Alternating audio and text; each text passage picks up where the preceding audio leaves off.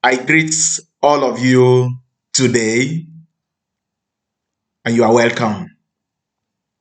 You are welcome to our training, and we are starting a new topic which is about budgeting as it applies to private schools.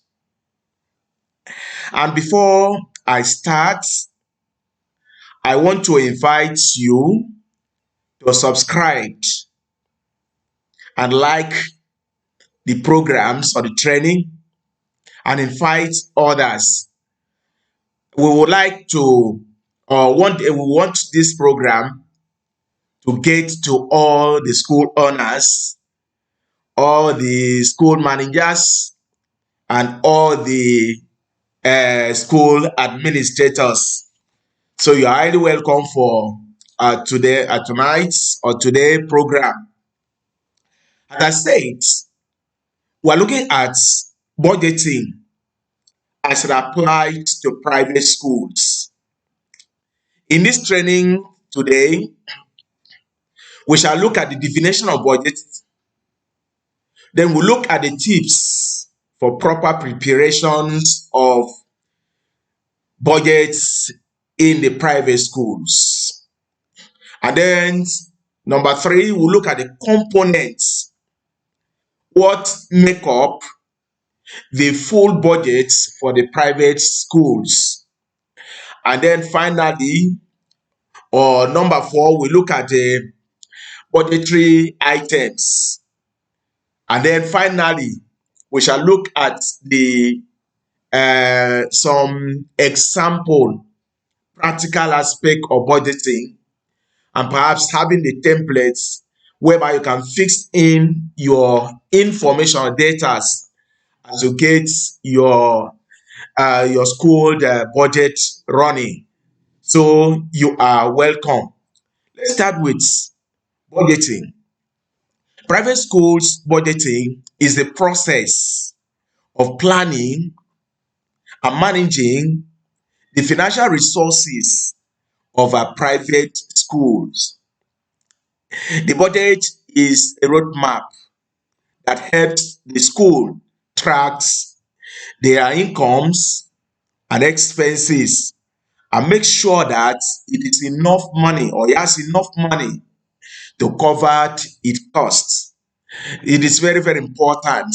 See, you look at the process, the planning, and then look at the managing. What are you managing? Your finance, all the financial resources you are expected in your schools. And then look at the total you are expecting to receive. And also look at what you are about to or what you will pay out. That means you know your inflow, then you know your outflow, and then plans it strategically so that you will not run into any crisis during the academic sessions. So that's the reason that you must give full attentions and learn the rudiments, the principle, and then the practice of these most important and essential aspects of your schools. Now we'll look at the tips on proper preparations of private schools budgeting. Because before you prepare budgeting, you must have to make a proper preparations. And of course, you know that proper preparation prevents poor performance. So what are you expecting to do? Here are some tips on the preparations of the private school budget. Number one, start early. And of course, you know that you are looking ahead. And in September, you are starting a new sessions. It means that your budget would have been started, the preparation would have started by now. Although it's not too late, you can use this few months to think on how to gather your data and information that will enable you prepare your budget. Now, what do we mean now? You must start early.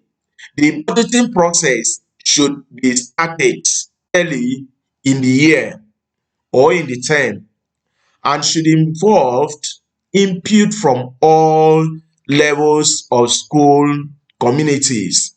Every aspect of the schools must be co-opted into the budgeting. You don't leave anyone out. You look at the totality, the holistic aspect of your school business, and bring it and then plant and have a full budget for it. This will give you plenty of time to gather data, make projections, and get feedback from stakeholders. And these stakeholders involve your teachers in the schools, it involve the parents, and that's a PTA.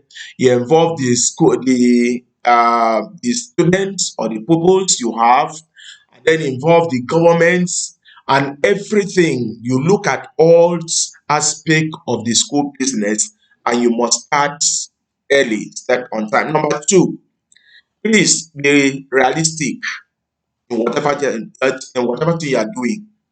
Be realistic in your budgeting. Now, when it comes to setting your budgets, it is important to be realistic about your income and expenses.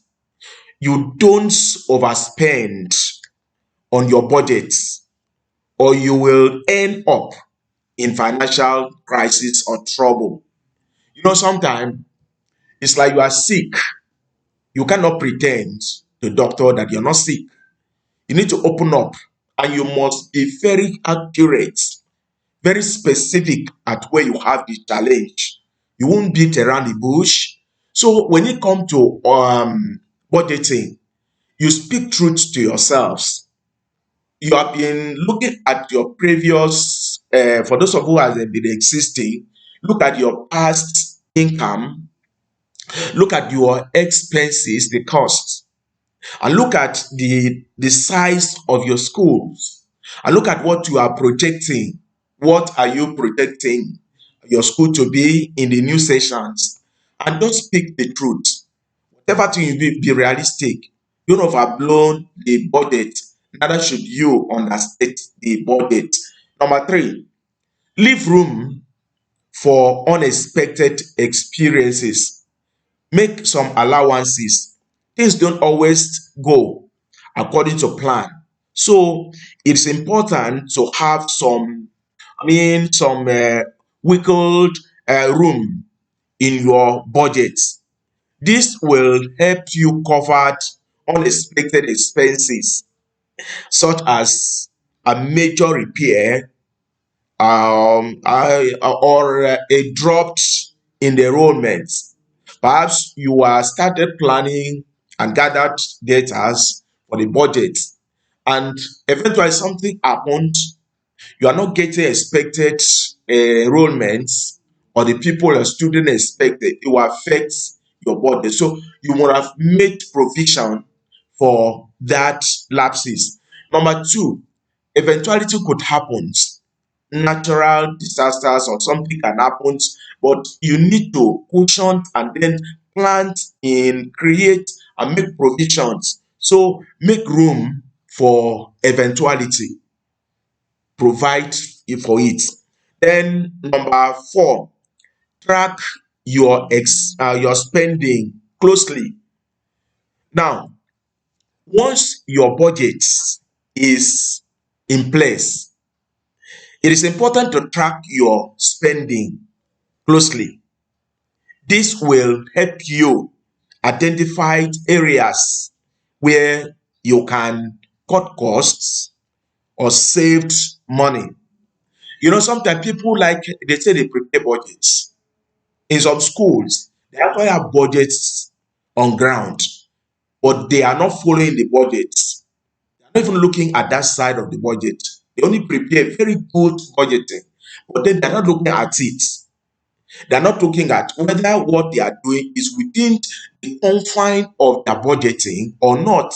They keep spending, money comes in, they keep dishing out on some things that were not originally planned for or budgeting for.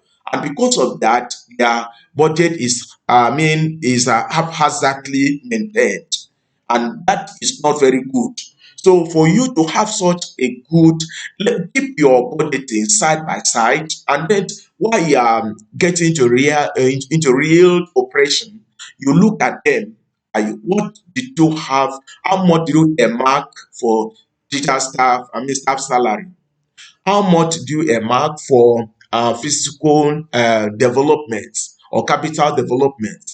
How much was paid out for the recurrent and so on? You look at them so that you can be within the confines and not facing or going outside what you are original planned.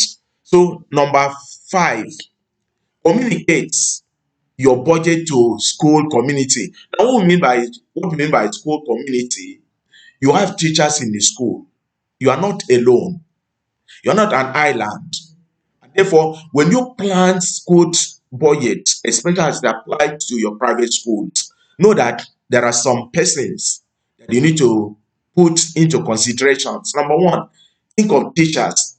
Those are part of the community in the schools. Look at the parents also, that is part. And look at the external people, the people, your suppliers, bring them in. And look at the people owing you, also bring them in. And bring in all persons that have to do with schools. And you know that as you are running school, that you get in contact with all these people, and that the people that form the enclaves or the community of that budget in the school. So consider them, communicate with them. So when you communicate with them, once your budget is finalized, it is important to communicate it to the school community, the people that are involved. Let them bring in their input.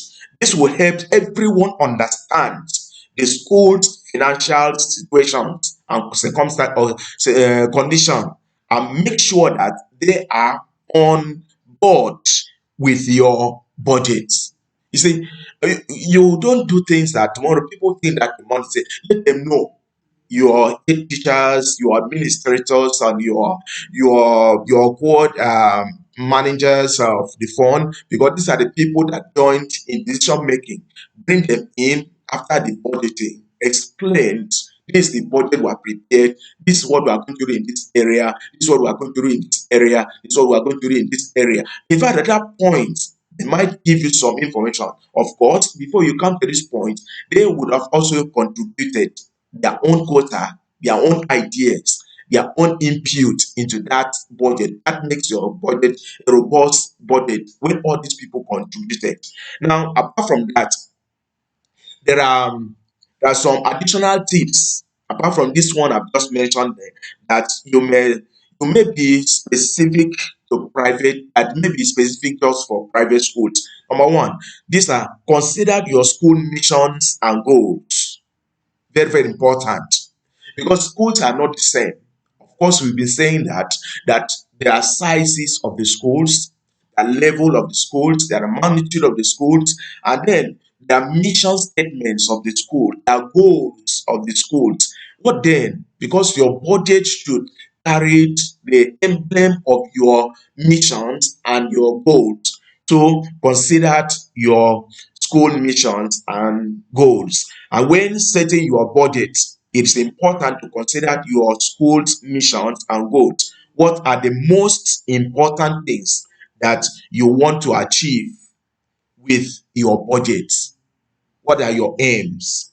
Once you know what you are trying to achieve through this budget, you are good to go. You can start and allocate your resources accordingly, because you have a map, you have a design, you know what and what you want to do in your schools.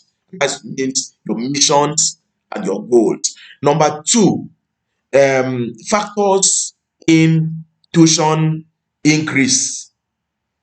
Now, you know that things keep on changing. So you need to factor it in tuition increases. Now, tuition is the main source of income for most of the private schools. As tuitions increases, it is important to factor this into your budget. This will help you, ensure that you have enough money to cover your expenses, even if tuitions increases.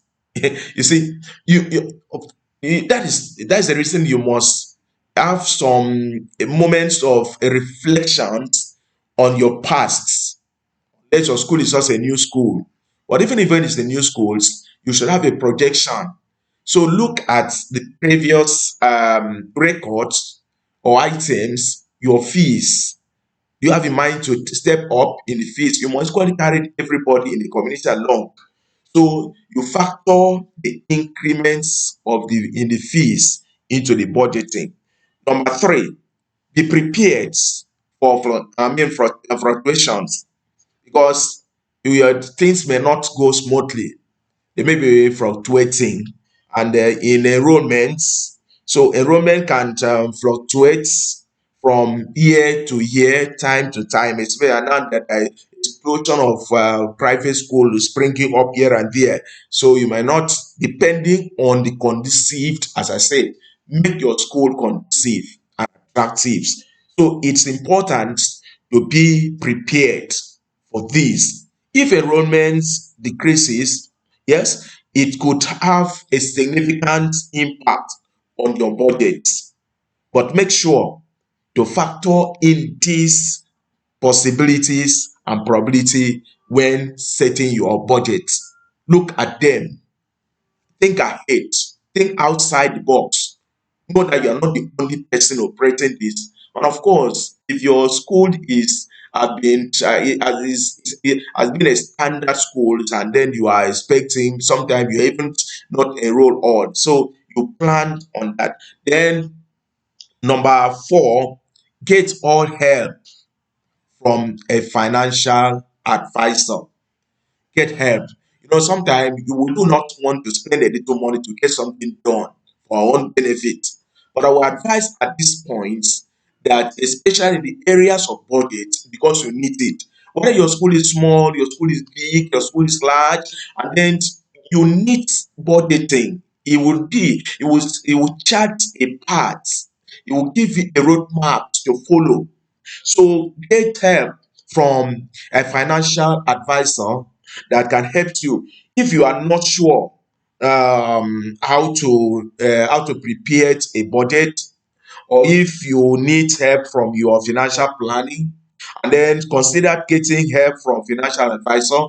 And a financial advisor can help you create a budget that tailored to your school specifically, and just for your specific needs in that school. So we are available. You can equally call, because there are some of us, I discovered that some of us don't even care about any training. You don't even care about any financial training. But let me tell you that if you fail financially, you are out of the school business.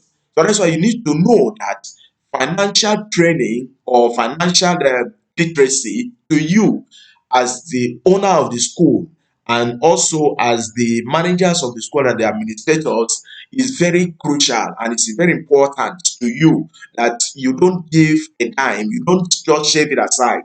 As I see, some of us don't even care to look at this and then go into it. You say that, well, I know what to do. Well, I tell you that concentrate on your field, and then leave the order for the expert in that field. We are here. So I'm so grateful. I'm so delighted that you are listening to this training, and then you are subscribing for this training, and also getting across to others. And I just want to appreciate some of you who are just inviting other people, and then they call me, and it's very good. And then let it go round, that others can equally benefit from this training. We're not asking you to pay money, so please just make sure you can contact me as your financial advisor, and then my contact is 08157991182. I repeat, 081579911 and 82. Get it across to other proprietors. Invite them. platform is opened, and now we are migrating to the YouTube. You log into our YouTube, so we're having the audio. If you need audio, if you need YouTube, and because especially as we migrate, advancing to the practical, I want to sit down as we have live training, and that would be a mind blowing. So you are welcome. Thank you very much for listening. I appreciate your coming. Check again. God bless you.